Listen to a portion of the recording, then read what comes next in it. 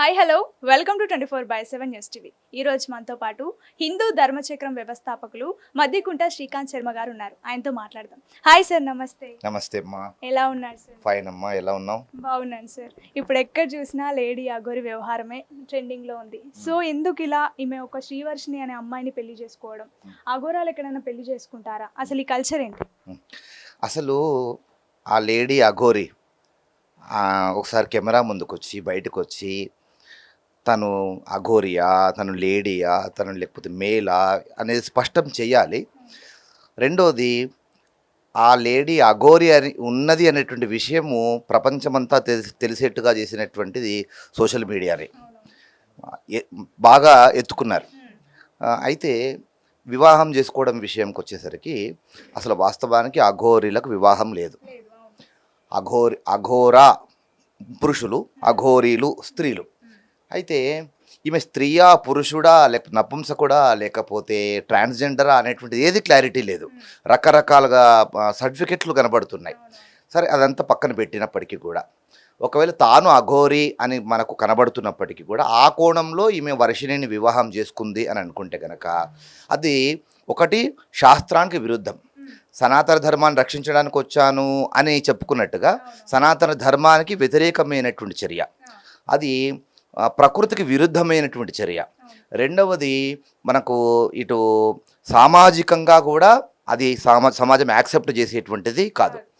చట్టకు విరుద్ధమైనటువంటి చర్య, ఇన్ని విధాలుగా విరుద్ధంగా ఉన్నటువంటిది. ఇక ధర్మశాస్త్రం గురించి, గరుడ పురాణం గురించి చెప్తే, ఇప్పుడు అఘోరీలు అంటే సన్యాసులు. సన్యాసులు ఎవరవుతారు?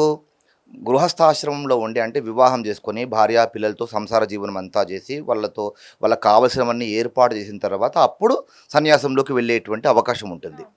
లేదు, సన్యాసం మీద ముందు నుంచే ఇష్టం ఉంటే కనుక వివాహం జోలికి వెళ్ళకుండా సన్యాసం అవ్వచ్చు. ఇలా ఎవరైనా సన్యాసం అయితే కనుక సన్యాస ఆశ్రమంలో ఉన్నటువంటి వాళ్ళు నడిచిన కొద్దీ, రోజు ఒక్కొక్క అడుగు వేసిన కొద్దీ వాళ్ళకి ఒక్కొక్క గోదానం చేసినటువంటి ఫలితం వస్తుందట. గరుడ పురాణం చెప్తుంది. నీవు గనక సన్యాసం తీసుకున్న తర్వాత సన్యాస ధర్మాలను పాటిస్తూ, ఎవరికంటే వాళ్ళకి కాదు, సన్యాస ధర్మాలను పాటిస్తూ నువ్వు సన్యాస జీవనము చేస్తూ ఆ సన్యాసాశ్రమంలో నువ్వు రోజు నడిచిన కొద్దీ ఒక్కో అడుగుకి ఒక్కో గోదానం చేసిన ఫలితం వస్తుంది. ఒకవేళ నువ్వు సన్యాసాశ్రమం స్వీకరించి ఇప్పుడు గృహస్థాశ్రమం మీద వ్యామోహం ఏర్పడి నువ్వు వెనక్కి వస్తే కనుక నువ్వు రోజు ఒక్కో అడుగు వేస్తే ఒక్కో గోహత్య చేసినంత మహాపాపం చుట్టుకుంటుందని గరుడ పురాణం చెప్తుంది. దీన్ని బట్టి ఇప్పుడు అఘోరి మళ్ళీ పెళ్లి చేసుకోవడం ఏంటి? అసలు అఘోరమా ఏంటి అసలు ఇది? కనుక ఇది అఘోరి కాదు, ఇది మహాఘోరం. ఇది కనుక ఎటువంటి పరిస్థితుల్లో కూడా ఇది యాక్సెప్టబుల్ కాదు. రెండవది, వివాహం చేసుకున్నటువంటి వాళ్ళు, ఇప్పుడు ఆయన మొగ అనుకుందాం, శ్రీనివాస్, ఇప్పుడు వర్షిణి స్త్రీ, శ్రీనివాస్ అనేటువంటి అఘోరి వర్షిణిని చేసుకున్నాడు. అయితే వివాహం చేసుకున్నటువంటి వాళ్ళు భార్యను కాపాడుకోవాలి. గృహస్థాశ్రమం యొక్క ధర్మం, లక్ష్యం అది. తన భార్యను కాపాడుకోవాలి. అసలు ఈయనకే సరైనటువంటి సెక్యూరిటీ లేదమ్మా. ఒక తాడు బొంగరం లేదు, ఒక ఐఫోను, ఒక కారు తప్ప ఇంకో తాడు బొంగరం లేదు. అలాంటిది అసలు భార్యను ఏ విధంగా, ఆమెకు భార్యకు సెక్యూరిటీ ఇస్తాడు చెప్పండి? భార్యను ఏ విధంగా పోషించడం వేరు. పోషించడం అంటే తను బిచ్చమడుక్కొనైనా సరే ఆమెకు మీదనే పెట్టవచ్చు. సెక్యూరిటీ ఇవ్వడం, తనొక స్త్రీ అమ్మ, తన మీద తల్లిదండ్రులు ఎన్నో ఆశలు పెట్టుకున్నారు పాపం. వాళ్ళు పెంచి తన పిల్లకి ఇలా వివాహం చేయాలి, ఆ పిల్ల వివాహం ఇలా చూడాలి అని ఎన్నో కళ్ళలు కంటారు. వాళ్ళ కళ్ళలన్నీ ఏం కావాలి? ఆ పిల్లకి సెక్యూరిటీ ఏ విధంగా ఇవ్వగలడు? ఆమె ఒక స్త్రీమూర్తి.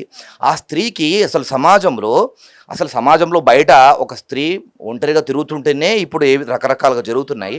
అలాంటిది ఏ విధమైనటువంటి సెక్యూరిటీ లేనటువంటి ఈ వ్యక్తి ఈ అమ్మాయికి, వర్షిణికి సెక్యూరిటీ ఏ విధంగా ఇవ్వగలడు? కనుక ఇది ఎంత మాత్రం కూడా సమాజం పరంగా కానీ, ఇది ఒక మన చట్టపరంగా కానీ, ధర్మశాస్త్రం పరంగా కానీ పూర్తిగా విరుద్ధము. ఇప్పుడు చేయాల్సింది ఏంటంటే ఇదే సోషల్ మీడియా వెంటనే తొక్కి పెట్టాలి. వెంటనే ప్రభుత్వము జోక్యం చేసుకొని, ఎందుకంటే ఈయన మానసికమైనటువంటి స్థితి బాగాలేదు కనుక ఈయనను మానసిక ఆసుపత్రికి పంపించి ఆ చికిత్స చేయించి హాస్పిటల్లో చూపించాలని కోరుకుంటున్నాను. ఇప్పుడు అఘోరికి మానసిక పరిస్థితి కరెక్ట్ లేదు. శ్రీవర్షిని బీటెక్ చదివి అఘోరిని ఎంచుకోవడం ఎలా చూడాలి? అంటే అమ్మాయిలు నిజంగా అదేదో సినిమాలో చెప్పినట్టుగా అమ్మాయిలు అందరూ కూడా రౌడీలకే పడతారని ఏదో సినిమాలో వాడేవాడు చెప్పినట్టుగా నిజంగా మీరు అన్నట్టుగా ఆ శ్రీవర్షినికి బుద్ధి లేకపోవడం అనేదే అనుకోవాలి.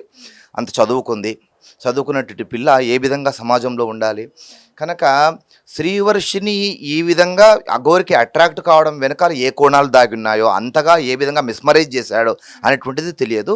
కానీ ఇప్పటికైనా కానీ ఆ పిల్ల ఇప్పటికీ కూడా తనే భర్త, తనతోనే జీవనం అని స్టేట్మెంట్లు ఇస్తోంది.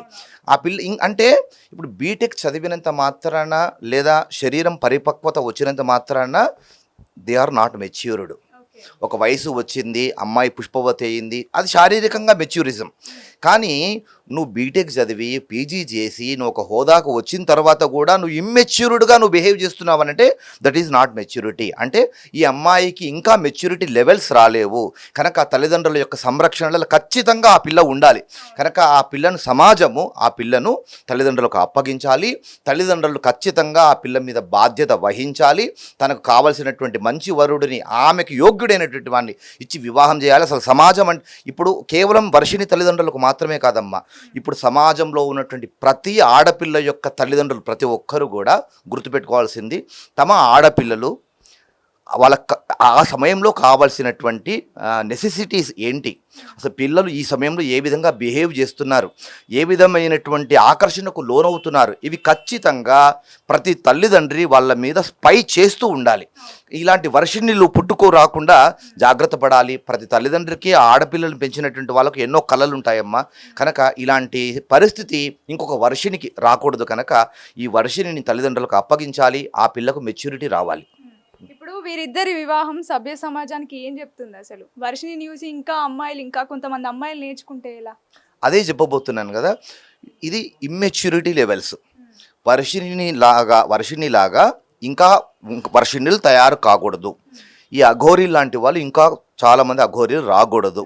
అంటే అసలు వీళ్ళు సభ్య సమాజానికి ఏం మెసేజ్ ఇస్తున్నారు అని అంటే ఏమీ లేదు, దుర్మార్గమైనటువంటి మెసేజే. ఇప్పుడు ట్రాన్స్జెండర్స్ వివాహం చేసుకోకూడదు అని మనం పబ్లిక్గా చెప్పలేము, అది వాళ్ళ ఇష్టం. వాళ్ళ ఏంటంటే అది శారీరక సుఖం కోసమో కానీ లేకపోతే సంతానం పొందుతామనో కాదు. వాళ్ళు ఒకవేళ వివాహం చేసుకుంటే కనుక ఒకరికొకరు సెక్యూరిటీ కోసం చేసుకుంటారు. ఇక్కడ ఇతను ట్రాన్స్జెండర్ అని అంటే కనుక ట్రాన్స్జెండర్లు కోపానికి వస్తున్నారు. అసలు వాడు ట్రాన్స్జెండర్ అని అంటే మేము ఒప్పుకోమని. కనుక అసలు ఏ విధంగా అసలు పురుషుడా స్త్రీయా ట్రాన్స్జెండరా అనేది ఏది తెలియదు. అలాంటి ఇప్పుడు ఒక స్త్రీ తన భర్త ఐడెంటిటీ గర్వంగా చెప్పుకోవాలి, నా భర్త ఇలా అని. చెప్పుకోవడానికి ఏమీ లేదు. కనుక వర్షినికి ఆలోచించాలి. అండ్ వీళ్ళు సభ్య సమాజానికి మెసేజ్ ఇచ్చేటువంటిది ఏమీ లేదు. అసభ్యకరమైనటువంటి సంఘటనల ద్వారా సభ్య సమాజం తలదించుకునేటువంటి పరిస్థితి వచ్చింది. కనుక పిల్లలు జాగ్రత్త పడాలి.